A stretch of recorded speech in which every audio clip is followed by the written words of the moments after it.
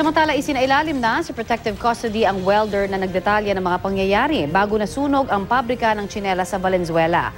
Hawak na rin ng pulisya ang dalawa pa nitong kasamahan na makakatulong sa investigasyon. Balitang hatid ni Dano Tingkungko.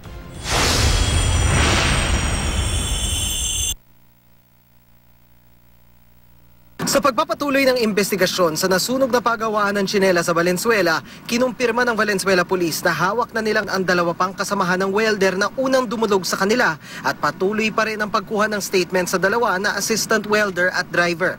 Ang statement nila ay magbibigay linaw daw sa pahayag ng main welder na nagkaroon ng isang maliit na sunog noong Miyerkules kung saan siya nagtatrabaho sa loob ng warehouse dahil sa tilamsik ng welding sa flammable material.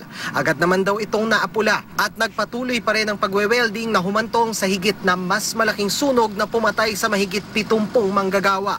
Apparently, instead of sawayin o patigil, hinayaan niya na ituloy. Sa lahat ng mga pabrika, dapat mayroong isang designated, at least one, designated as safety officer na siyang mangangasiwa na dapat araw-araw, every now and then, ay chinecheck niya yung mga safety precaution kung naoobserbahan. Dagdag ni Senior Superintendent Roderick Armamento, matapos makuha ang statement ng welder, inilagay siya sa protective custody ng isang unit ng PNP dahil sa pangamba nito sa kanyang buhay. Nagpapatuloy pa rin ang investigasyon ng BFP sa sunog.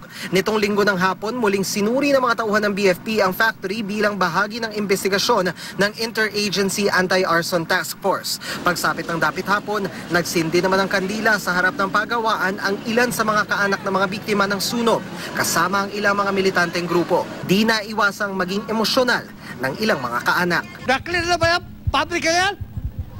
Para ba yan sa lahat mga patay?